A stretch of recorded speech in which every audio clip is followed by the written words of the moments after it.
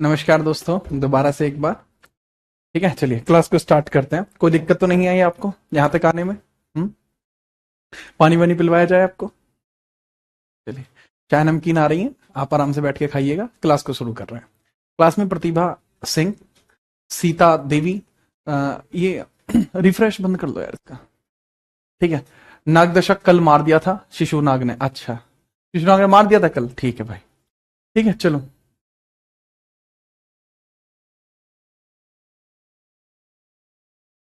तुम्हें दुबे बाबू मांझा।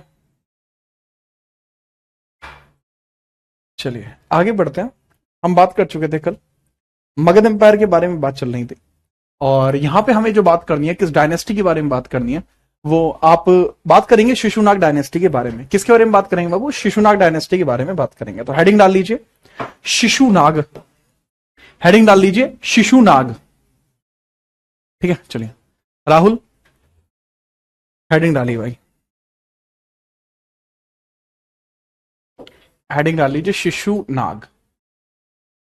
शिशुनाग वंश भी इसको बोला जाता है, बहुत सारे लोग इसको कई बार नागवंश बोल रहे होते हैं, बट यह है आपका शिशुनाग। शिशुनाग।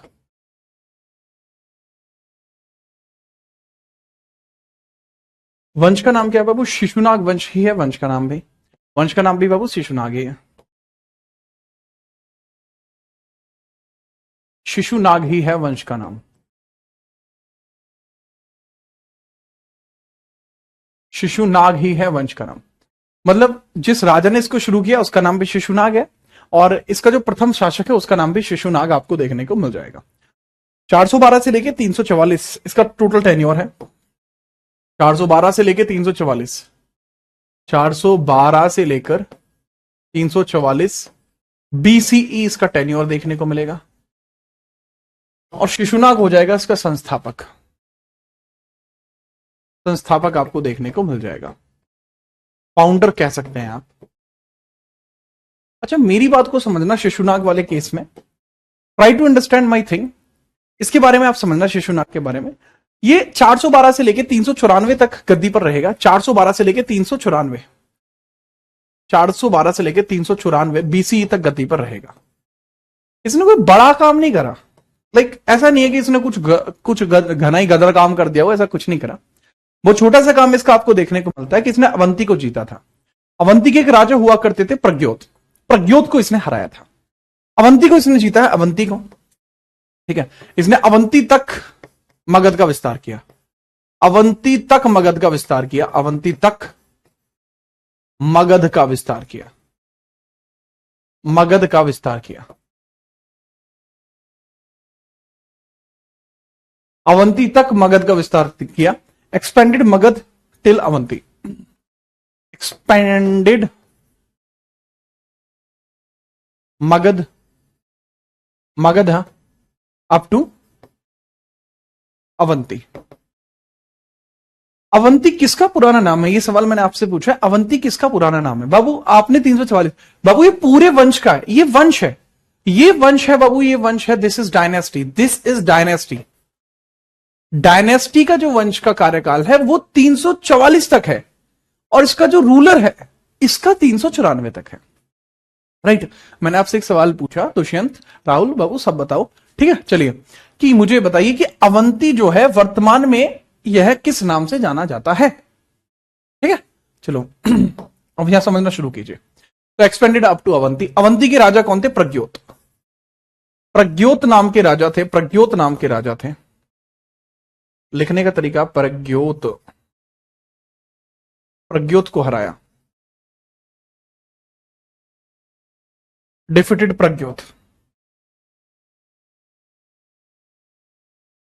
प्रज्ञोत डिफिटेड प्रज्ञोत याद रखना। डिफिटेड प्रज्ञोत याद रखना। राजधानी क्या थी बाबू? वैशाली इसकी कैपिटल थी। इसने फिर से कैपिटल को क्या बना दिया? राजधानी को इसने फिर से वैशाली बना दिया। तो राजधानी को पुनः वैशाली बना दिया था। शिशुनाग ने क्या किया था? राजधानी किसको बना दिया था? वैशाली। राजधानी कैपिटल इज वैशाली। वैशाली। वैशाली। राजधानी बना देता है वैशाली को। नाउ हम बात करेंगे इसका जो बेटा है वो कौन है। वर्तमान में उज्जैन कहते हैं बाबू, अवंती वर्तमान में उज्जैन है आज की डेट में। बाबा महाकाल की नगरी उज्जैन, ठीक है। अगर बाबा ने दर्शन करने के लिए बुलाया तो मैं जरूर उज्जैन आऊंगा, ठीक है। भगवान भोलेनाथ के ऊपर है कि वो कब बुलाते हैं। शिशुनाग के बाद इसका जो बेटा है उसका नाम होता है कालाशोक। इसका उत्तराधिकारी कौन बनता है बाबू? कालाशोक। इसका उत्तराधिकारी कौन बनता है? कालाशोक। क्योंकि कालाशोक है इसलिए मैंने सोचा कि काला ही रंग यूज कर लूं, है? ये लीजिए, यहां पे आएगा बाबू कालाशोक। हेडिंग डाल लीजिए नेक्स्ट, कालाशोक। मैंने बताया इसका कोई ज्यादा जरूरी काम नहीं था शिशुनाग का, इतना ही था, Kalashoka.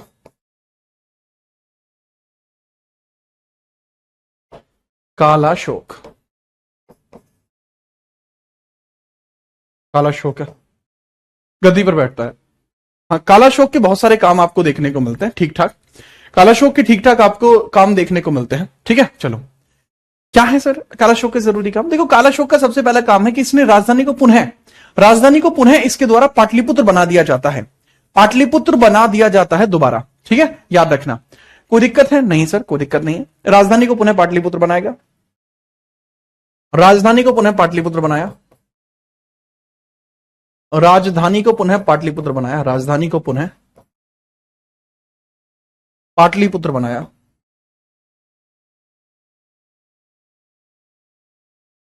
Again made capital at Pataliputra. दोबारा से इसने राजधानी कहां बना दिया? पाटलिपुत्र में बना दिया है, ठीक है। चलिए नेक्स्ट है Pataliputra.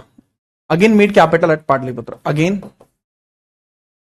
Made capital eight, again made capital eight Pataliputra,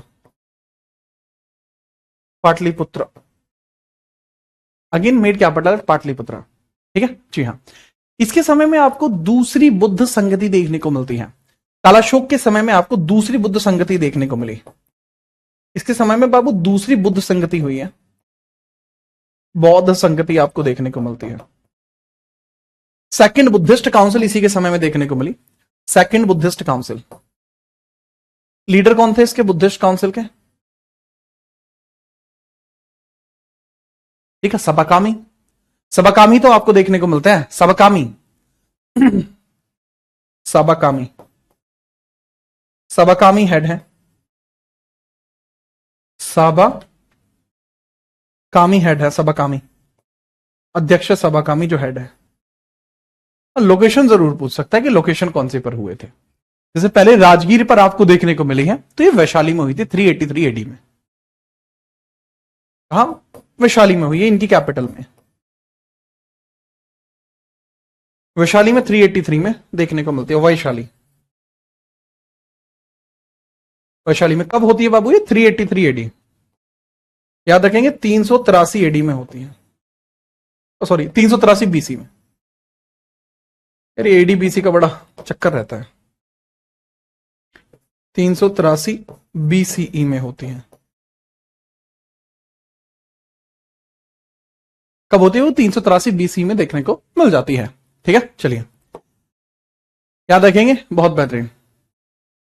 इसके बाद आप समझिएगा, ठीक है, इसके बाद आप देखिएगा कि कालाशोक का जो उत्तराधिकारी बनता है, इसके 10 पुत्रों में से एक बनता है, ठीक है। इसके 10 पुत्रों में से एक इसका उत्तराधिकारी बनता है, जिसको नंदीवर्धन के नाम से जाना जाता है। जैसे मैंने बताया, उत्तराधिकारी कौन बना? 10 पुत्रों में से एक उत्तराधिकारी। देखना उत्तराधिकारी कौन बना है इसका। उत्तराधिकारी का मतलब क्या हुआ बाबू? कि इसका सक्सेसर कौन बनता है। तो इसका सक्सेसर कौन बना?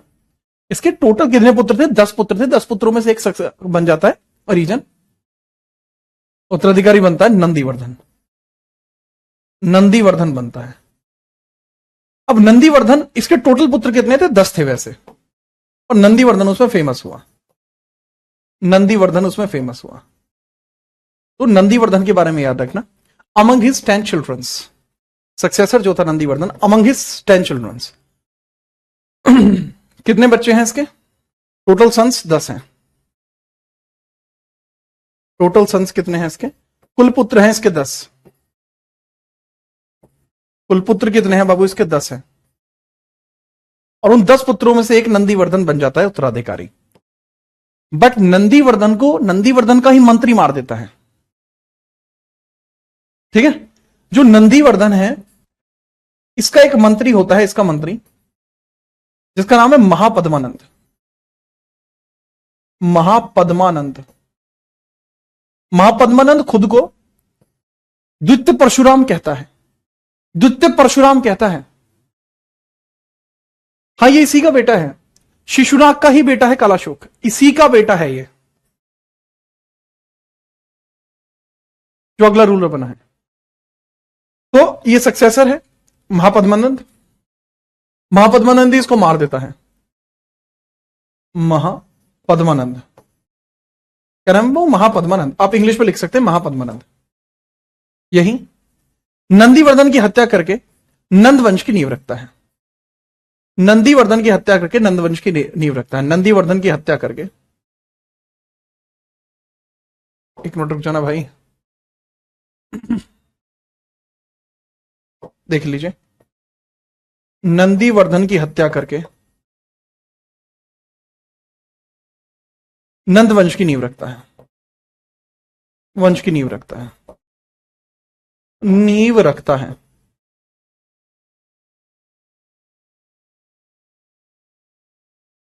तो ही established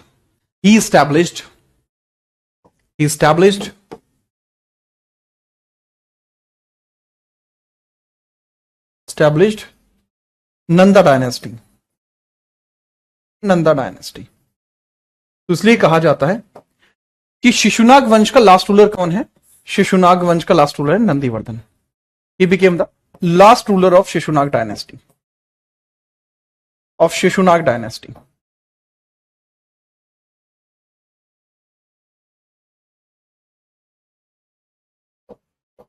तो शिशुनाग डायनेस्टी का अंतिम शासक कौन है बाबू? नंदीवर्धन है। मेरे ख्याल से आप समझ पाए होंगे इसको। आई hope you understand this. Now हम बात करेंगे नंदवंश के बारे में, और नंदवंश में भी किसके बारे में बात करेंगे? अपन लोग बात करेंगे नंदवंश के जो है महापद्मानंद के बारे में। नृपित भी इसको बोलते थे, नाई नाई होते ना, नाई भी इसको बोलते थे। बहुत सारे लोगों का कहना है कि नाई वंश से संबंध रखता था। ठीक है, चलिए फटाफट से बताइए। नेक्स्ट आगे बढ़ते हैं फटाफट।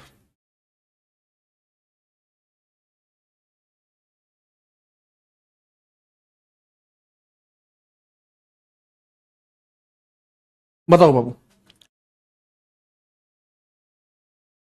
हाँ, सभी चैप्टर्स की मॉक टेस्ट अवेलेबल करा दीजिए। यूट्यूब पे जाके सर्च कर लीजिएगा चैप्टर का नाम और मेरा नाम, बुद्धिज्म बाय जीत राणा, जैनिज्म बाय जीत राणा, तो आपको मिल जाएंगे बाबू। सीजीएल के नाम से आएंगे, अभी सीजीएल के नाम से देख लो, बाद में यूपीएसआई के नाम से भी आएगा। ठीक है, फिर दिल्ली पुलिस के नाम से आएगा, फिर एनटीपीसी के नाम से आएगा, सब नाम से आएंगे। ठीक है, चलिए सर, मंत्री के आगे क्या लिखा है बाबू? महापद्मानंद लिखा है। ये महापद्मानंद लिखा है, अगले पेज पे लिखूंगा इसे।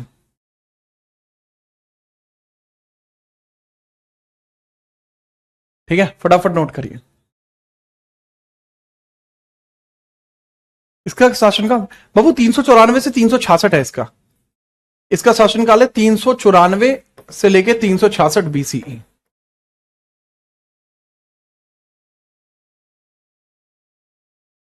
ठीक है, नेक्स्ट आगे बढ़िए। हेडिंग डाल लीजिए महापद्मानंद। यहां हेडिंग डालेंगे सबसे पहले नंदवंश। नंदवंश पहला रूलर होगा Mahapadmananda. Nandvansh Nandvansh that is basically Nanda dynasty. और नंदा डायनेस्टी का जो पहला व्यक्ति आपको देखने को मिल जाएगा, संस्थापक, कौन देखने को मिल जाएगा? संस्थापक। फाउंडर आपको कौन देखने को मिल जाएगा? फाउंडर आपको कौन देखने को मिल जाएगा? वो नंदवंश का फाउंडर।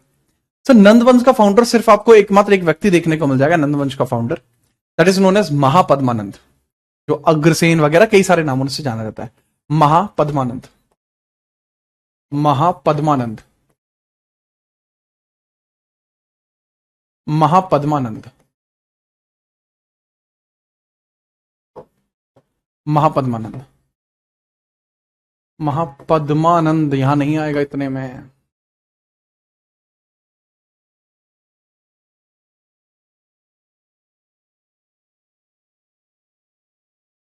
यह है इसका इंग्लिश में नाम, महापद्मानंद, हिंदी में है।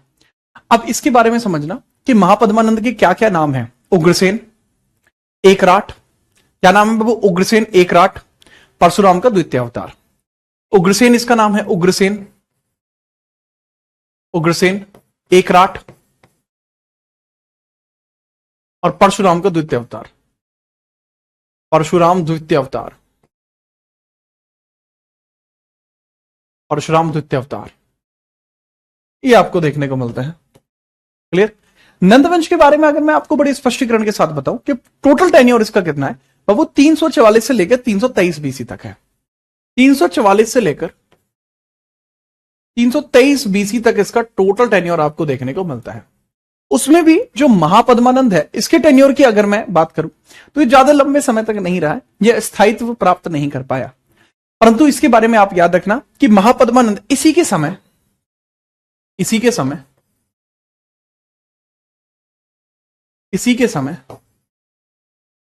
अष्टाध्यायी की रचना हुई थी। अष्टाध्यायी की रचना हुई, अष्टाध्यायी की रचना हुई। अब बात आती है अष्टाध्यायी क्या होता है। Ashtadhyayi is a book.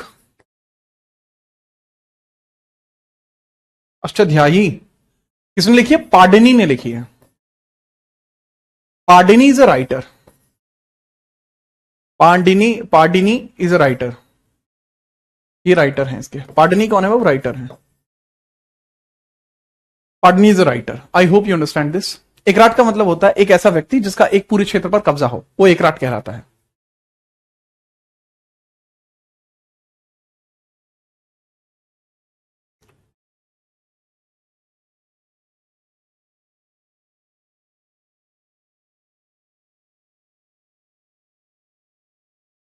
Clear? वैसे तो यह नाई था, परंतु यह अपने आप को ब्राह्मण डिक्लेयर करता है। ऐसा कहा जाता है बहुत सारी किताबों में कि इसने ब्राह्मण बनने की कोशिश करी है। विशाख दत्त की एक किताब आती है मुद्रा राक्षस, उसमें यह बात बताई गई है। इसका टेन्योर फिक्स नहीं है, कुछ किताबों में अलग है, कुछ किताबों में अलग है। इसलिए महापद्मानंद का जो पुत्र है घनानंद, इन दोनों का मिलाकर ही जो टेन्योर है वो लगभग 21 साल का है, इसका और इसके बेटे का। ठीक है? जैसे महापद्मानंद के बाद जो अगला रूलर आएगा वो आएगा घनानंद। महापद्मानंद के बाद जो अगला रूलर आएगा दैट इज घनानंद। तो अगले रूलर की हेडिंग डाल दीजिए घनानंद। अगले रूलर की हेडिंग डाल दीजिए बाबू घनानंद। घनानंद हेडिंग डाल दीजिए, घनानंद, घनानंद, घनानंद। ये अपने आप को क्या बोलता है? इसका एक बड़ा फेवरेट नाम है जो बहुत बार बार पेपरों में पूछा जाता है, अग्रमीज। इसका नाम है अग्रमीज। अग्रमीज, अग्रमीज आपको देखने को मिल जाएगा। अग्रमीज उसी का उपनाम है, अग्रमीज। अग्रमीज उसी का नाम है, इसका उपनाम देखने को मिलता है, उपनाम देखने को मिलता है। राइट? चलो, हमें सिर्फ एक बात याद रखनी है कि 325 बीसी में 325 बीसी में सिकंदर ने इसी के समय में भारत पर आक्रमण किया था। ठीक है? चलिए याद रखना,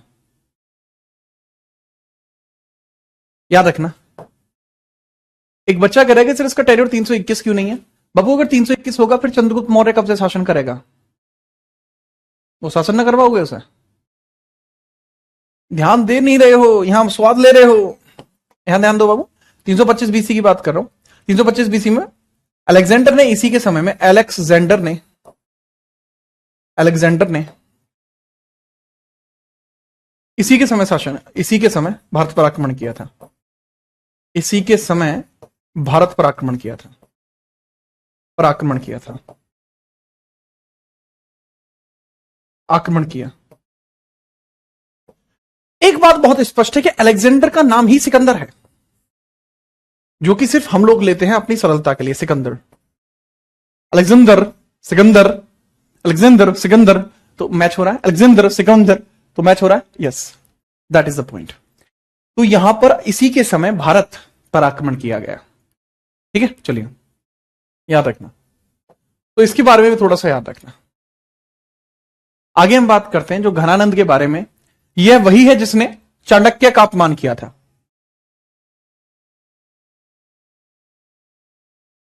चाणक्य का अपमान भी इन्होंने ही किया है। चाणक्य का अपमान भी इन्होंने ही किया है। चाणक्य का अपमान भी इन्हीं के द्वारा किया गया है। चाणक्य का अपमान भी इन्होंने ही किया है। अपमान इसी के द्वारा किया गया। अपमान इसी के द्वारा किया गया। द्वारा किया गया। He disobeyed. He disobeyed. He disobeyed. He disobeyed Chanakya. तभी चाणक्य ने कसम खाई थी कि मैं अखंड भारत का निर्माण। अच्छा, चाणक्य का अपमान इसने क्यों किया? दरअसल ही बाबू होता यह है कि चाणक्य इसके पास जाके कहता है कि हे राजन, मैं एक अखंड भारत का निर्माण करना चाहता हूं। ठीक है, घराने ने कहा ये क्या फालतू की बकवास कर रहा है, निकलना भाई इधर से। कह रहा कि नहीं नहीं, ऐसा नहीं होगा, मैं एक अखंड भारत का निर्माण करूंगा, तुम मेरे मस्तिष्क का प्रयोग करो, मुझे तुम्हारी सेना की जरूरत होगी, और अगर तुम मुझे अपनी सेना दे देते हो तो ऐसी परिस्थिति में मैं संपूर्ण भारत में इस प्रकार की एक नई धारणा की, एक नई चेतना की शुरुआत करूंगा कि अखंड भारत का निर्माण हो जाएगा। लगे तो बहुत बड़ी बात है। तो घराने ने सोचा कि ये कोई अलग क्रैक आदमी है, और उसने उसको ध्यान नहीं दिया और उसको अपमानित करके कहा कि तू जाता है या धक्के मार के निकलवाऊं। तो चाणक्य ने कहा था कि घनानंद, जिस धन के आवेश में आकर आज तूने मुझे प्रताड़ित किया है, मैं कसम खाता हूं कि मैं अपने केशों को उसी दिन बांधूंगा जिस दिन मैं तुझे मगध से उखाड़ फेंकूंगा। याद रखिएगा, यह कहा है चाणक्य ने। इनके बारे में फटाफट नोट करिए। अखंड भारत का निर्माण होगा। आगे बढ़ते हैं।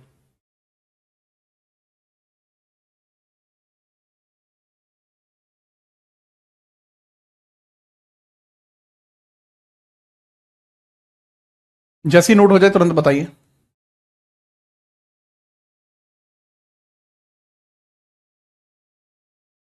जैसे ही नोट हो जाए तुरंत बताइए।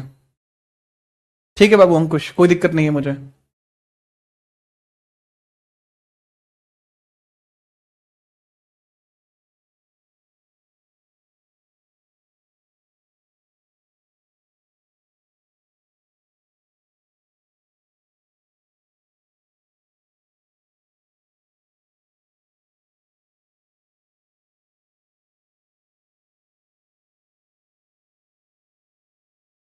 चाहे तो ये बात भी लिख सकते हैं। ठीक है, नोट कर लीजिए। चाहे तो नोट कर लीजिए जो मैंने बताया था अभी, कि नंदों के अत्याचारों का वर्णन, नंदों के अत्याचारों का वर्णन, नंदों के अत्याचारों का वर्णन, नंदों के अत्याचारों का वर्णन, अत्याचारों का वर्णन मुद्रा राक्षस बुक में लिखा हुआ है। मुद्रा राक्षस बुक में लिखा हुआ है। मुद्रा राक्षस पुस्तक में है। पुस्तक में है। अब ये मुद्रा राक्षस पुस्तक किसने लिखी है? इसको रिटर्न किया है भाई विशाख दत्त ने। विशाख दत्त ने इसको लिखा है। किसने लिखा है? विशाख दत्त ने इस पुस्तक को लिखा है। याद रखना। ये कहता है कि नंद क्षत्रिय थे। ये जो किताब है मुद्रा राक्षस, ये पता है क्या कहती है? ये कहती है कि नंदों ने अत्याचार किया है और नंद क्षत्रिय हैं। कहता है कि नंदों ने अत्याचार किया है और नंदों को क्षत्रिय बताया है। इसी बुक में नंदों को क्षत्रिय बताया गया, क्षत्रिय कहा गया है।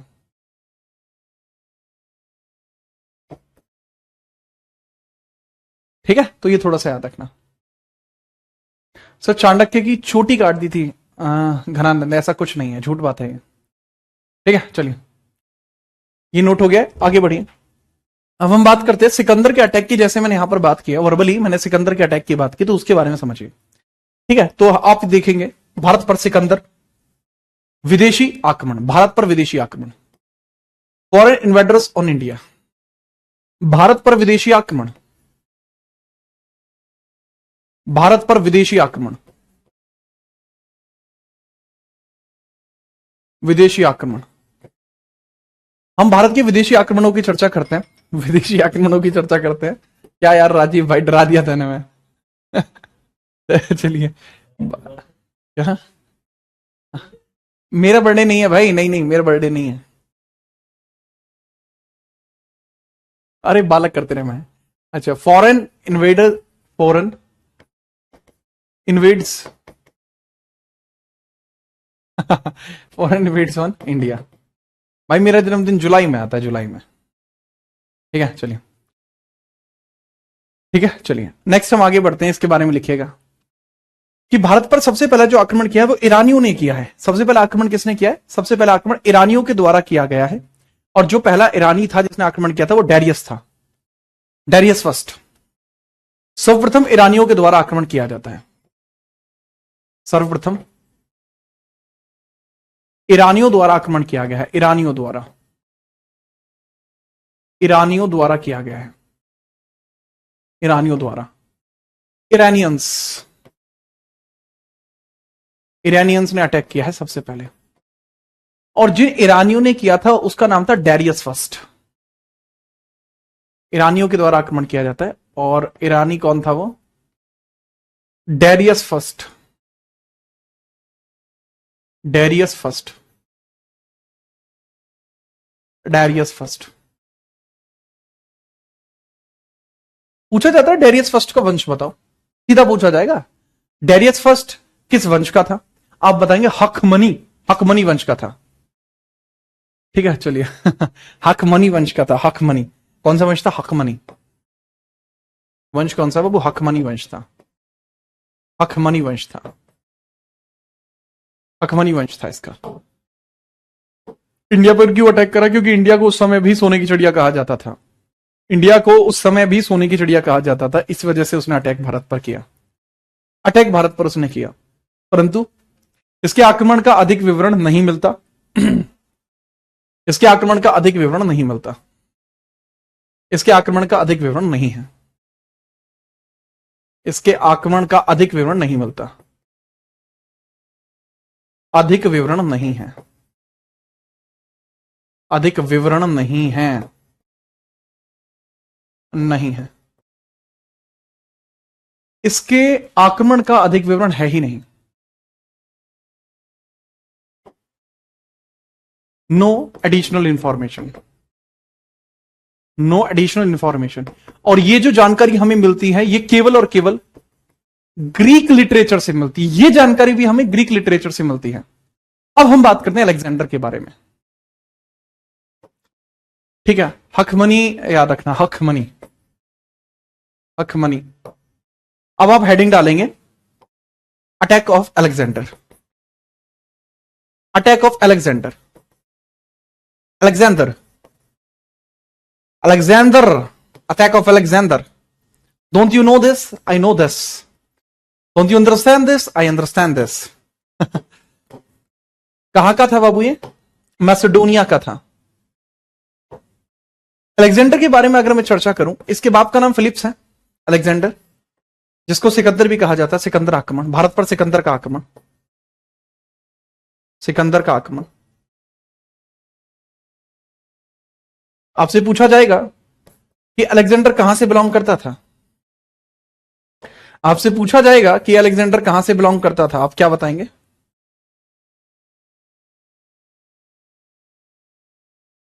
आप बताएंगे कि सर जी अलेक्जेंडर जो बिलोंग करता था, the king Alexander belong to Macedonia. ठीक है, मैसेडोनिया, मैसेडोनिया का था, मैसेडोनिया, मैसेडोनिया, मैसेडोनिया का था। ओके सर, मैसेडोनिया का था, ठीक है, ओके। इसके शिक्षक का नाम क्या है पूछा जाता है, इसके शिक्षक का नाम क्या है, यह पूछा जाता है। और पूछा जाता है कि भाई ये भी बताइए कि इसके पिता का नाम क्या था। इसके टीचर का नाम आप बताइए, और इसके पापा का नाम मैं बता देता हूं, है? चलिए, इसके पिता का नाम है फिलिप। इसके पिता का नाम क्या है? अलेक्जेंडर के पिता का नाम फिलिप्स है। इसके पिता का नाम फिलिप्स आपको देखने को मिलता है। फिलिप्स की आजकल ट्यूबलाइट वगैरह आती है, हाँ, तो फिलिप्स है इसके पिता का नाम। ठीक है, चलिए,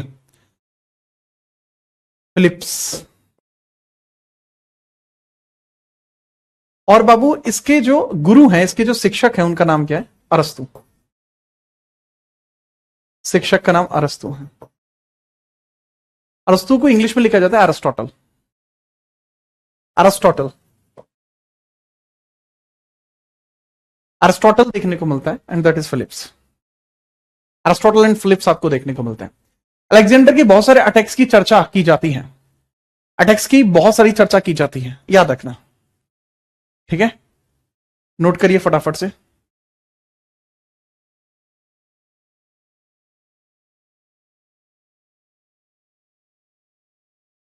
फटाफट से।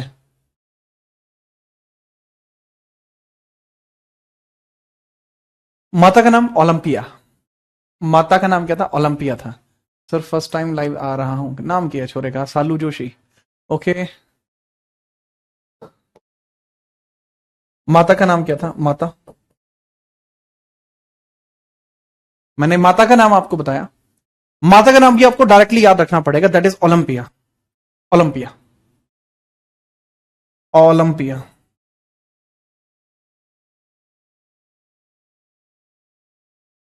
ओलंपिया,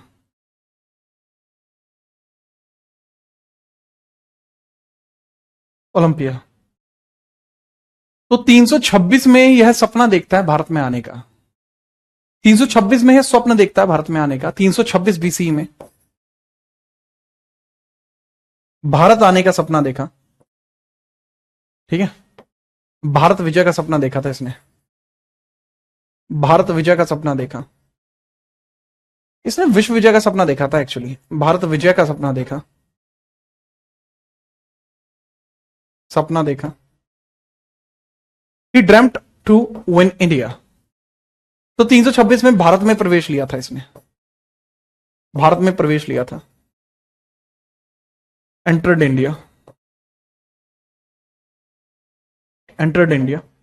और बाबू 325 में ये वापस लौट गया था। 325 बीसी में वापस लौट गया था। कुल 19 महीने भारत में रहा। 325 बीसी में वापस लौट गया था। वापस लौट गया। Retreat, retreat. तो बाबू कितने महीने भारत में रहा? 19। ठीक है, चलो, 19 माह भारत में रहा। 19 माह भारत में रहा।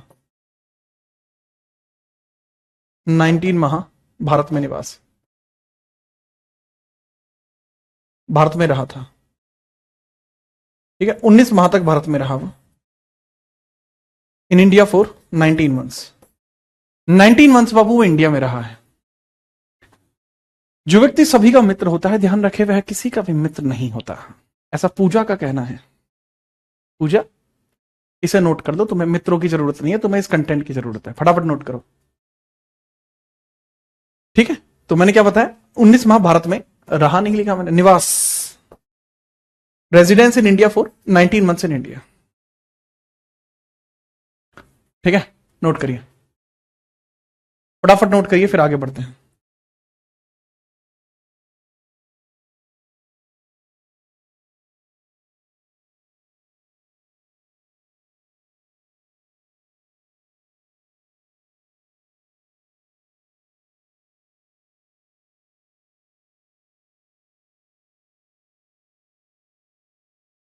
मिस्टर ओलंपिया, वह तुषार मान जा, बहुत मारूंगा मिस्टर ओलंपिया।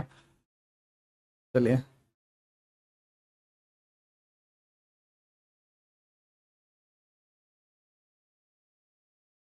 अच्छा, ये अरस्तु की, अबे यार तुमने कामों का पूजा की विलंबन वाली, अबे अरस्तु के विचार हैं ये पूजा ने बताई, ये अरस्तु के विचार है।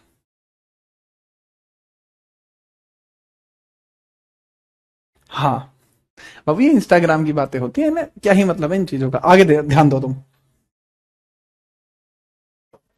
इसका भारत में प्रवेश बताता हूं कैसे होता है। मैं हालांकि चाहूं तो 1 घंटे की पूरी क्लास में सिकंदर बैटल पे बना सकता हूं, और मैं सोच रहा हूं कि आपको इतना ही बताया जाए जितना आपके लिए आवश्यक है।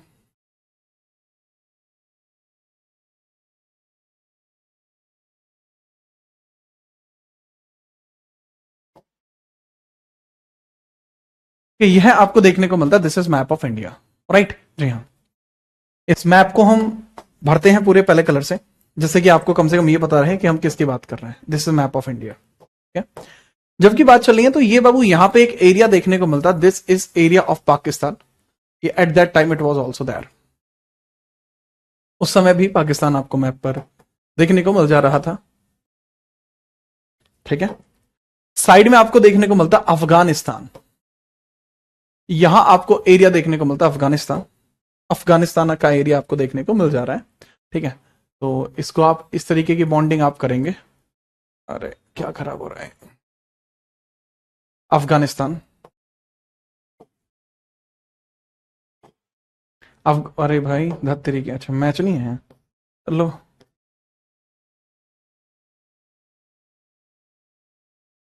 This is Afghanistan.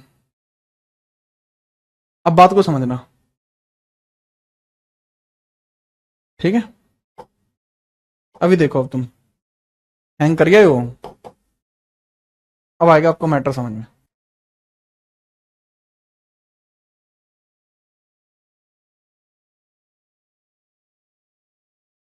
ठीक है, ये रहा। तो बाबू अब यहां समझना, हेडिंग क्या है इस वाली पेज की? इस वाले पेज की हेडिंग है attack of Sikandar.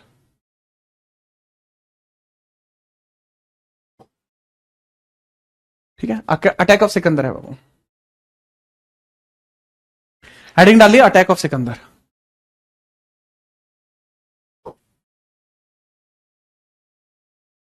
Attack of Alexander, Alexander, Sikandar आक्रमण, सिकंदर आक्रमण। आज मैं आपको चंद्रगुप्त मौर्य पे पहुंचा दूंगा आराम से। तो बाबू यहां पर जो अटैक होता है वो कुछ इस प्रकार का अटैक है। अटैक किस प्रकार से? अटैक इस प्रकार से है, यहां से अटैक होना शुरू होता है, ये है सिकंदर का रास्ता। सिकंदर इस तरीके से युद्ध जीतता हुआ आ रहा है, और वो यहां आता है। यहां ये जो एरिया है, थोड़ा सा पीछे, यहां बढ़िया, यहां पे आपको एक एरिया इस प्रकार से देखने को मिलता है। यहां एक रूलर आपको अलग देखने को मिलता है, दैट इज दिस तक्षशिला वाला एरिया है। दिस इज तक्षशिला एरिया, ये तक्षशिला है। और ये आपको देखने को मिलता है पुरु साम्राज्य। यह है राजा पुरु का क्षेत्र। ये किसका क्षेत्र है बाबू? दिस इज किंग पुरु, राजा पुरुषोत्तम का क्षेत्र है। राजा पुरुषोत्तम, पुरुषोत्तम आपको देखने को मिलते हैं, राजा पुरुषोत्तम, या इनको शॉर्ट फॉर्म में बोलते हैं पुरु। ये वाला जो है ये राजा अंबी का क्षेत्र है, किंग अंबी, राजा अंबी का क्षेत्र है ये, और राजा अंबी का क्षेत्र है ये, अंबी, ये राजा अंबी का क्षेत्र है। और बाबू यहां पर जो एरिया आपको देखने को मिल रहा है, ये वाला एरिया, इस पूरे एरिया आपको देखने को मिलता है, दिस इज नंद डायनेस्टी। ये है नंद डायनेस्टी। नंद डायनेस्टी आपको देखने को मिलती है, नंद वंश।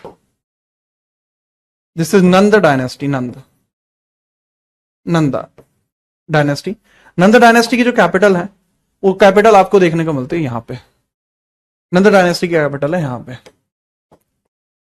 मेरे ख्याल से आप इस चीज को याद रखेंगे, यहां इसकी कैपिटल है, इनकी कैपिटल है, यहां इसकी कैपिटल है। अब यहां पे वो अटैक करता हुआ आ रहा है सिकंदर।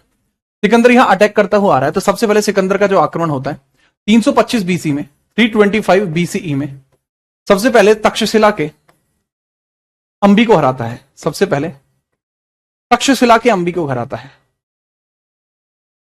तक्षशिला के अंबी को हराता है, अंबी को हराता है, अंबी को हराता है। ठीक है, याद रखना किसको हराता है? सबसे पहले तक्षशिला के अंबी को हराता है। ठीक है, याद रखना, defeated Ambi, defeated Ambi of Takshashila.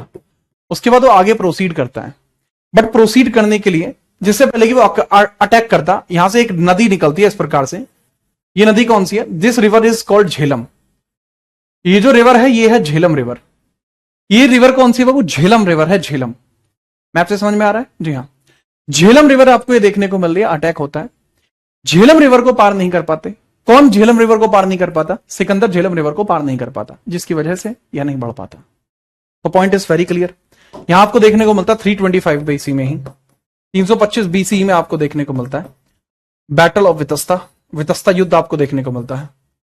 मतलब कहने की बात क्या, नहीं सॉरी, मैंने एक मिस्टेक कर दी है, काइंडली सी क्लियरली, मैंने एक मिस्टेक कर दी है, इसको समझिएगा जो मिस्टेक मैंने करी। मैंने रिवर गलत बना दी है। रिवर मिड में से निकलती है, रिवर मिड में से निकलती है, यहां से निकलती है रिवर। झेलम रिवर बीच में से निकलती है। अब दोबारा समझना इस वाले पॉइंट को, रिवर निकलती है बीच में से, मैंने उधर साइड से निकाल दी थी। अंबी तक्षशिला का राजा था, मैंने वो रिवर गलत बना दी थी, आप समझना। देखने को मिलता है बाबू 325 बीसी में बैटल ऑफ हाइडेस्पिसीज। हाइडेस्पिसीज आपको देखने को मिलता है, हाइडेस्पिसीज देखने को मिलता है, स्पीसीज, स्पीसीज, हाइडेस्पिसीज, बैटल ऑफ हाइडेस्पिसीज आपको देखने को मिलता है। ठीक है, चलिए अब हाइडेस्पिसीज बैटल को वितस्ता युद्ध भी कहते हैं, इसको ही वितस्ता युद्ध भी कहते हैं, वितस्ता युद्ध भी कहते हैं, इसको वितस्ता युद्ध भी कहा जाता है। और यहीं पे आप देखेंगे किस किस के बीच में टक्कर होती है। एक तरफ सिकंदर है और एक तरफ है 300 राजाओं, 300 गांव के ऊपर शासक राजा पोरस। पोरस अर्थात पुरु, राजा पुरु। कहा जाता है कि बैटल में सिकंदर जीत जाता है। अच्छा, ऐसा हम इस वजह से कहते हैं क्योंकि हमारे पास कोई इसका सोर्स नहीं है, हमारे पास कोई सोर्स ही नहीं है, हमारे पास इसका कोई सोर्स नहीं है, हमें पता ही नहीं है कि ऐसा भी कुछ हुआ था। We do not have any kind of issue. हमें पता ही नहीं है कि हमारे यहां कोई राजा पौरु भी थे। हमें इन वंशों की जानकारी नहीं मिलती। क्यों नहीं मिलती? क्योंकि हमारी लाइब्रेरी जला दी गई। मेजरली लाइब्रेरीज हमारी मुस्लिम एम्पायर में जला दी गई, इसलिए हमें जानकारी पूरी नहीं मिलती। हमें जानकारी मिलती है सिर्फ ग्रीक्स की, हमें जानकारी मिलती है ग्रीक्स। और ग्रीक्स कहते हैं कि इस बैटल के अंदर कौन जीतता है? पोरस जीत जाता है। लेकिन वह, और इस बैटल के अंदर सिकंदर जीत जाता है, लेकिन वह राजा पुरु को वापस दे देता है सारी जितनी भी जमीन है उनकी। ठीक है, तो ये सारी बातें आपको यहां देखने को मिलती है। Sikandar won the battle according to the NCERT. मैं ये नहीं कह रहा कि मेरे विचार ये हैं, एनसीईआरटी के विचार ये हैं। ठीक है, बस बात खत्म हुई। नेक्स्ट फिर हम बात करते हैं इसके बाद, लेकिन वह झेलम नदी को पार नहीं कर पाता। फिर इस एरिया पर भी किसका कब्जा होता था सर? फिर इस एरिया पर भी किसका? सिकंदर का ही कब्जा हो जाता है। इस एरिया पर भी सिकंदर का कब्जा हो जाता है, लेकिन सिकंदर भले ही वापस लौटा देता है। इस पूरे एरिया पे सिकंदर का कब्जा हो जाता है, लेकिन सिकंदर इस नदी को पार ही नहीं कर पाता। सिकंदर केवल इसी हिस्से पर कब्जा कर पाता है, जो आउटर लेयर वाले हिस्से हैं, आउटर लेयर वाले हिस्से हैं, वो उस पर कब्जा नहीं कर पाता। मतलब इसके एरिया पर भी कब्जा कर लिया, इस एरिया पर भी कब्जा कर लिया, पर झेलम नदी पर वह कब्जा नहीं कर पाया। झेलम नदी पर वह पूर्ण कब्जा नहीं कर पाया। अब याद रखेंगे आप, इस नदी पर कब्जा करने के बाद अब एक नदी आपको देखने को मिलेगी यहां पर, जिसका नाम है ब्यास। एक ब्यास रिवर निकलती है इसे हिमाचल प्रदेश से होते हुए, यह है बाबू ब्यास नदी। एक कौन सी रिवर है बाबू? ब्यास नदी। व्यास नदी है, व्यास नदी। ऊपर वाली नदी कौन सी है? झेलम नदी। ये कौन सी है? व्यास नदी। ये व्यास नदी को पार ही नहीं कर पाएगा। पोरस के साथ संधि हुई थी, जी हां, पोरस के साथ संधि हुई थी। बात को समझना, यहां पे आपको देखने को मिलता है सिकंदर की सेना हारी थकी है, व्यास नदी को पार नहीं कर पाती। व्यास नदी को पार नहीं कर पाती, तो सिकंदर की सेना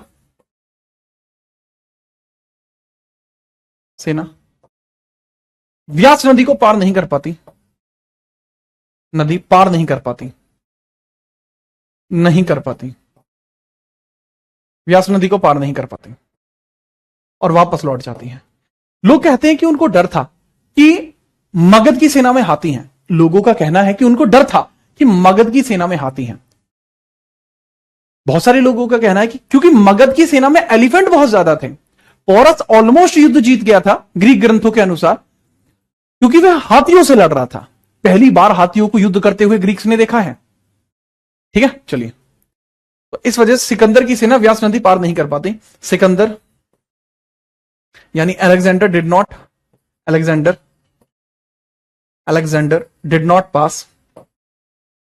not pass Vyas river. Vyas को विपासा कहा जाता है, Vipasa, Vyas river, and retreat और वापस चला गया। काइंडली इसको नोट करिए फटाफट से, नोट करिए।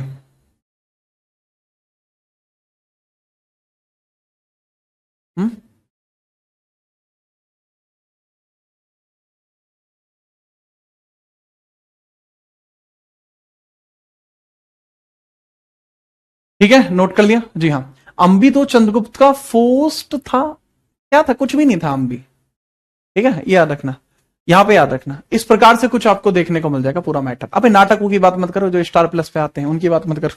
क्या क्या ही कर रहे हैं। इसके बाद समझिएगा, तो यहां चंद्रगुप्त इस प्रकार से वापस चला जाता है जी हाँ। तो मैंने बताया वितस्ता युद्ध भी क्यों कहा जाता है, क्योंकि वो झेलम रिवर पे था। इसको झेलम नदी का युद्ध भी कहते हैं, झेलम नदी। वितस्ता यानी झेलम नदी, व्यास यानी विपासा। ये मैप के थ्रू मेरे ख्याल से आपको दिमाग में थोड़ा बहुत आ गया होगा। नोट हो गया है तो फटाफट बताइए, फिर हम आगे बढ़ते हैं। फटाफट बताइए, हम आगे बढ़ते हैं।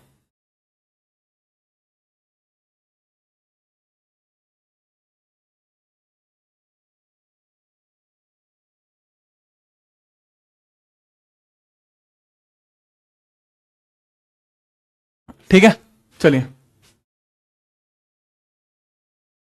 राजा अंबी ही अंबरिक है जी हाँ, राजा अंबी को ही अंबरिक भी कहा जाता है, इतिहास का पहला गद्दार, इतिहास का पहला गद्दार। चलो बाबू, बहुत मजे ले लिए तुमने, आगे बढ़ो। अलेक्जेंडर के बारे में कुछ फैक्ट आपको याद रखना है। Facts about Alexander, facts about Alexander, Alexander Alexander के फैक्ट्स हम देखते हैं। सिकंदर के बारे में जानकारी, सिकंदर के बारे में विस्तार बिंदु, सिकंदर के बारे में विस्तार बिंदु। थोड़ा सा याद रखना, इसका जल सेनापति थल सेनापति पूछ लिया जाता है। जल सेनापति कौन था? निरयाकस। इसकी वाइफ का नाम बताना एक बार, अलेक्जेंडर की वाइफ का नाम बताना एक बार, बताओ चलो। इसका जल सेनापति कौन था? निरयाकस। निर्याकस इसके जल सेनापति था, निर्याकस देखने को मिलता है। थल सेनापति सेल्यूकस,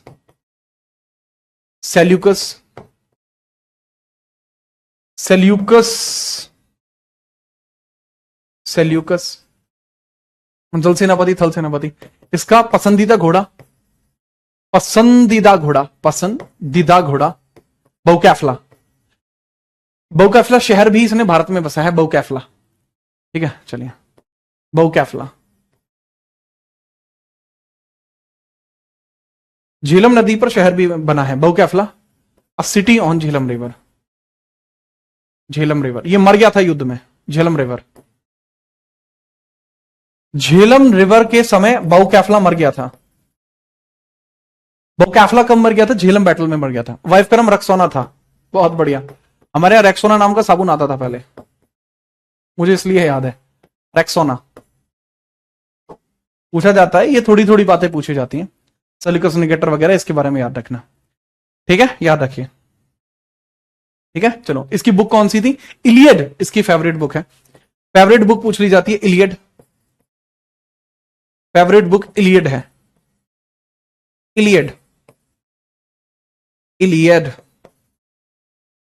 इलियड इसकी फेवरेट बुक आपको देखने को मिलती है। कौन सी बाबू? इलियड आपको फेवरेट बुक देखने को मिलती है। परफेक्ट जी हाँ।